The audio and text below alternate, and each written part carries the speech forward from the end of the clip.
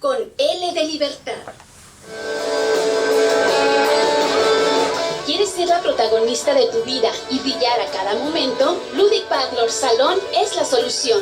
Contamos con servicios de manicure, pedicure, mini spa, mani y gel color, pedi spa, cortes, tintes, spa para cabello y mucho más. Visítanos, Boulevard Morelos, número 717, local 4, en Plaza Terza. Haz tu cita al 688-1286. Aprovecha las promociones por aniversario. Ludic Parlor Salón, siempre a la vanguardia. Amor, no quiero flores ni chocolates. Quiero ver a las panochas de Ures. ¡Hola, amigos de Hermosillo! Somos las Cristal y la María, las panochas de Ures. Y los invitamos para que no vayan a ver a la de Tarasínica. Este 14 de febrero en 2 funciones, 7 y 9:15 de la noche. Boletos en BB y Boutique y en la taquilla del auditorio. Sí, vámonos para decir nos sacamos el avión, Cristo. Para este día de San Valentín, en Sol 106.3 tenemos para ti muchos regalos para que te pongas romántico. Arreglos florales, masajes, cambios de imagen y pasteles para que te endulces el momento romántico con tu pareja o amigos. Inscríbete en los turnos en vivo de Sol 106.3 FM. Participa en nuestras promociones. La mejor manera de decirte quiero es poder cantarte música romántica. Café Tatiasca, el café del gran señor. Disfruta de un auténtico café 100% orgánico, sembrado, cultivado y cosechado por mujeres nahuas en la sierra de Zongolica, Veracruz. Disfrútalo mientras te ponen bella en Ludic Salón y solicítalo al 6622-336232. Café Tatiasca, auténtico de altura.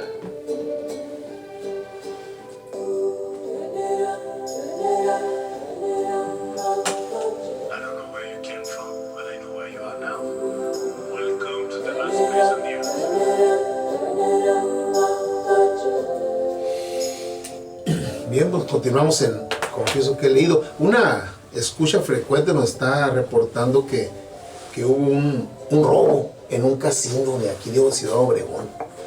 Hubo un robo en el casino aquí. Y las notas principales de los portales de los periódicos de nuestro país es que detienen a Emilio Lozoya. Él es director de Pemex. Lo detienen allá en Málaga, España, y se va a iniciar el proceso de extradición, ¿sí? Ya ven que Emilio Lozoya fue pues un activo miembro del comité de campaña de Enrique Peña Nieto, pues se incorporó como director de Pemex en 2012 en adelante, y ha sido investigado por supuestos sobornos que recibió de la empresa esta Odebrecht, esta empresa que pues, corrompió a medio mundo en Sudamérica y también en México, y al parecer también en Estados Unidos. Y bueno, salió huyendo Emilio Lozoya y hoy lo detuvieron. Es pues una persona, tanto en lo político como en lo personal, como del primer círculo del presidente, del entonces presidente Enrique Peña Nieto. Vamos a ver cómo evoluciona esta situación. La verdad es que pues esa va a ser la nota.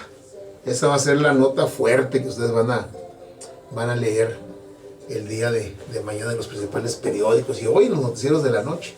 Esa es la detención de Emilio Lozoya.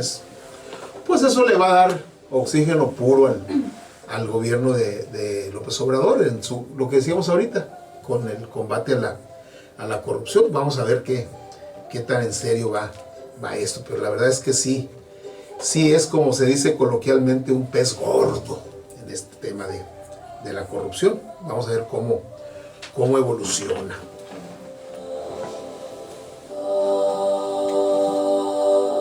La actividad mental durante el sueño, dice Erich Fromm en El lenguaje olvidado, tiene una lógica diferente de la que corresponde a la existencia despierta. Durmiendo, no tenemos que preocuparnos de las cualidades que solo importa cuando nos enfrentamos a la realidad. Si yo creo, por ejemplo, que una persona es un cobarde, puedo soñar que se transformó de hombre en gallina. Este cambio es lógico con relación a la impresión que yo tengo de esa persona, e ilógico únicamente con relación a mi orientación hacia la realidad externa, con relación a lo que yo podría hacer de manera realista a esa persona o con esa persona. La actividad psíquica durante el sueño no carece de lógica, pero está sujeta a distintas reglas que son completamente válidas en el sueño, en ese estado particular de la actividad. La vida dormida y la despierta esta es una premisa fundamental que no hay que perder de vista a la hora de tratar de comprender nuestros sueños. La vida dormida y la vida despierta son los dos polos de la existencia humana. Los dos forman parte de la existencia humana. La despierta está enlazada con la función de la actividad. La dormida está libre de ella. El sueño está enlazado con la función de la autoactividad. Cuando despertamos, nos trasladamos al reino de la acción. Nos hallamos entonces orientados en función de ese sistema y nuestra memoria opera dentro de él. Recordamos lo que puede ser recordado en conceptos espaciotemporales. El mundo del sueño ha desaparecido. Los acontecimientos que en él han ocurrido, los sueños, vuelven a la memoria con la mayor dificultad. Esta situación ha sido representada simbólicamente en muchos relatos populares. ¿Sí? De noche ocupan el escenario espíritus y fantasmas, buenos y malos. Y cuando llega la aurora, desaparecen sin dejar rastro de su intensa actividad.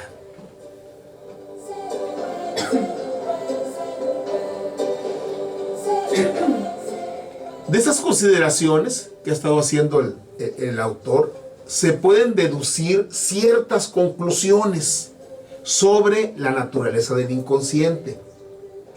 El inconsciente no es ni el mítico reino de Jung, de la experiencia racial heredada, ni la sede de Freud de las fuerzas irracionales libidinosas. Debe ser entendido en función de este principio. Lo que pensamos y sentimos recibe la influencia de lo que hacemos. La conciencia es la actividad mental realizada en nuestro estado de preocupación por la realidad externa, por la acción. Eso en la vigilia. El inconsciente es la actividad mental realizada en un estado de existencia en el que interrumpimos la comunicación con el mundo externo. Ya no nos preocupamos por la acción, sino por nuestra autoactividad. El inconsciente, lo que predomina en los sueños, es una ejecución relacionada con una forma especial de vida, la de la no actividad. Y las características del inconsciente derivan de la naturaleza de esa forma de existencia. Las propiedades de la conciencia, en cambio, la vigilia, son determinadas por la naturaleza de la acción y por la función de supervivencia del estado despierto de la existencia. El inconsciente solo lo es inconsciente con relación al estado normal de la actividad. Cuando hablamos de inconsciente, decimos en realidad que la actuación es extraña a esa disposición de ánimo que existe mientras y en tanto que actuamos. Impresiona entonces como un elemento fantástico, intruso, difícil de asir y difícil de recordar. Pero el mundo diurno, el de la vigilia, es tan inconsciente en nuestra experiencia durmiente como el mundo nocturno en nuestra experiencia velante. El término inconsciente se usa habitualmente solo desde el punto de vista de la experiencia diurna, con lo que se deja de señalar que conciencia e inconsciente no son más que diferentes estados de ánimo relativos a diferentes estados de la existencia.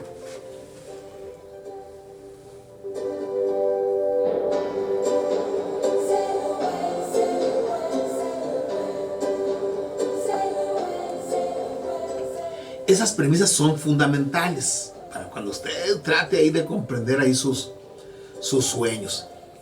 A ver, evidentemente Fromm pues estudió a Jung, no fue alumno de Jung, pues son más o menos contemporáneos.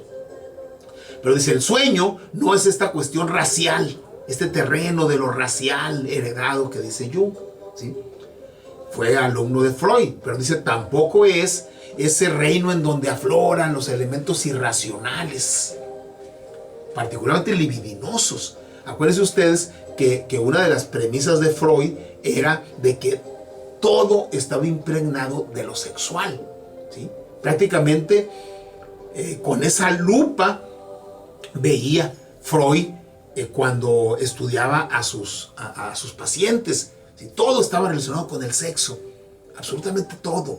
Bueno, hasta los deportes, ¿sí? Los relacionaban con el sexo, con lo sexual, los pensamientos, el quehacer, ¿sí? El poder mismo, ¿sí? Me acuerdo de que hay una frase, ¿se acuerdan de Juego de Cartas? House of Cards, como Casa de Cartas, esta serie House of Cards de Netflix. Y el personaje central, Francis, ahorita me acuerdo del apellido, el que era presidente de Estados Unidos, dice el sexo, dice, el sexo es una manera de ejercer poder, ¿sí? Y dice, y curiosamente dice, el poder, ¿sí? También está totalmente impregnado de lo sexual, ¿sí? Era una visión evidentemente muy freudiana, ¿sí? Aunque poder y sexo pues, van muy de la mano, y sexo y poder también. Bueno, Freud trasciende todo esto. Dice, no, dice, sí, tiene que ver con lo racial, pero no es todo. Sí, tiene que ver con lo sexual, por supuesto, pero no es todo, ¿sí? Más bien, estamos hablando, ¿sí? De dos polos, dos espacios, dos territorios de la misma existencia. De tal manera que tan real es lo que se vive en la vigilia como lo que se vive en el sueño. Y tan irreal es una cosa como la otra, ¿sí? De tal manera que los términos consciente e inconsciente son relativos. Es decir, ¿sí? Lo inconsciente, cuando uno está en vigilia, ¿sí? Es lo consciente cuando uno está dormido. Y a la inversa, ¿sí? Lo consciente cuando uno está dormido es lo inconsciente cuando uno está despierto. O sea, en realidad son términos relativos, ¿sí? De tal manera de que pues finalmente uno no debe de huir de sus sueños, si forman parte de su propia existencia. Y si uno trata de interpretar su vida y decir, bueno, ¿qué he hecho en mi vida? ¿Qué he estado haciendo desde mi niñez, mis estudios, mi actividad económica, mi familia, mi vida, mi pareja, etcétera, etcétera? Son cosas de la vigilia. También deberíamos de preguntarnos, ¿sí? ¿Qué nos está pasando cuando dormimos? Y para eso, acudir al lenguaje olvidado, al lenguaje simbólico, pues es fundamental.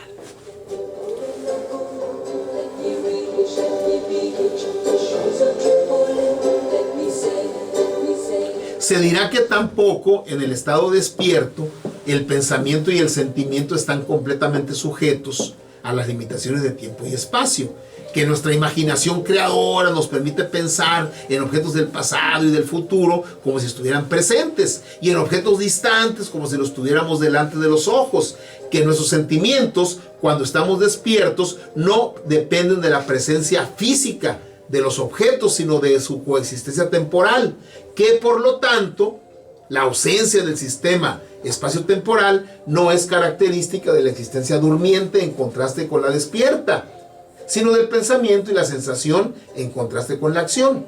Esta objeción satisfactoria me permite aclarar un punto fundamental de mi alegato.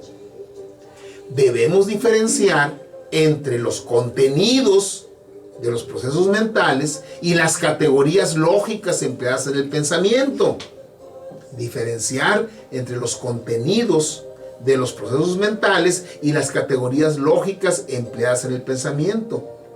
Si es verdad que los contenidos de nuestros pensamientos cuando estamos despiertos no están sometidos a las limitaciones de tiempo y espacio, las categorías del pensamiento lógico, en cambio, son de la naturaleza espacio-temporal.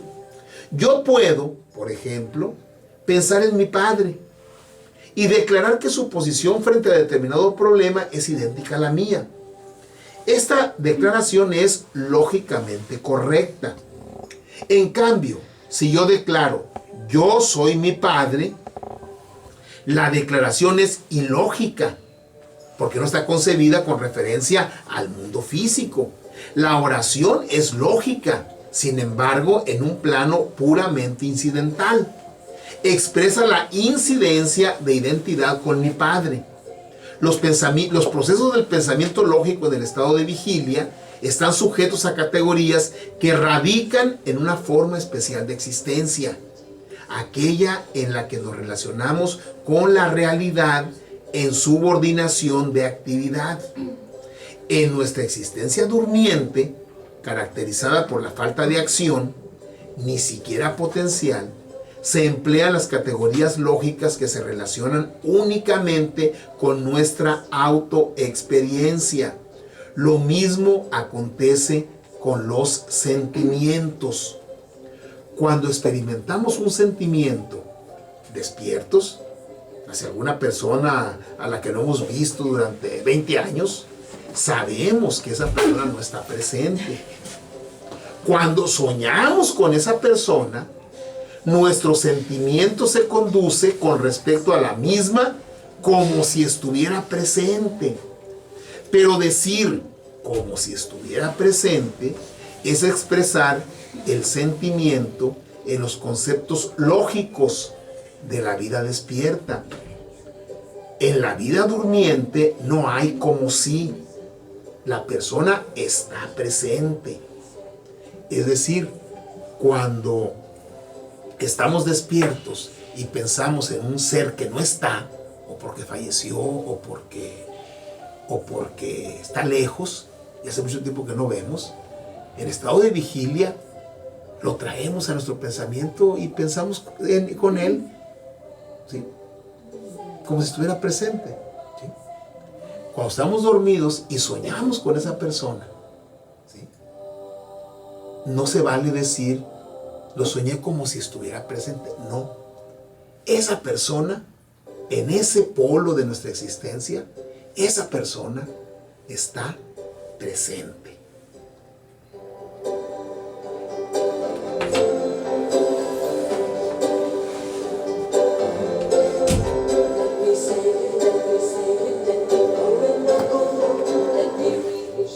Como ven ustedes, es fundamental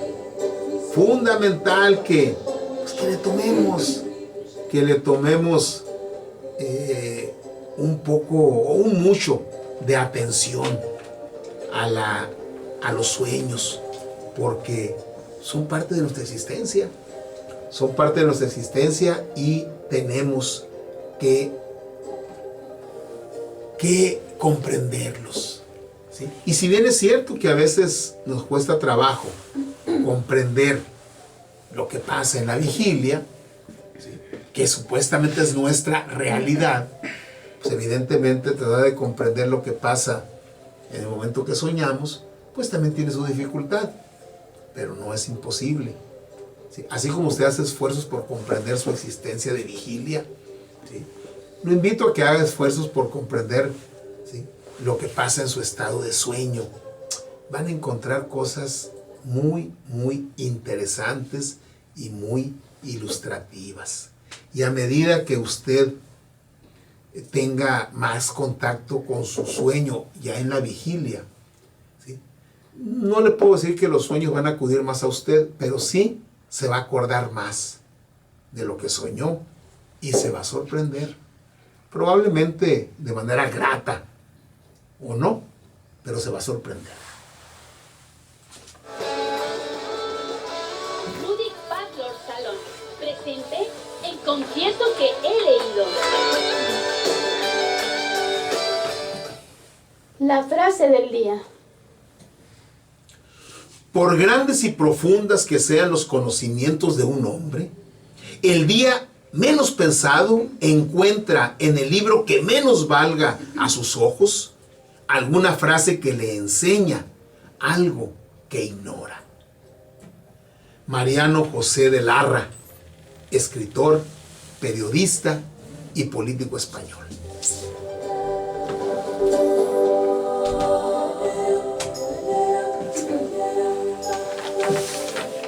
Tomamos nuestro separador, lo colocamos y te recuerdo que es un gusto compartir contigo este tiempo y este espacio.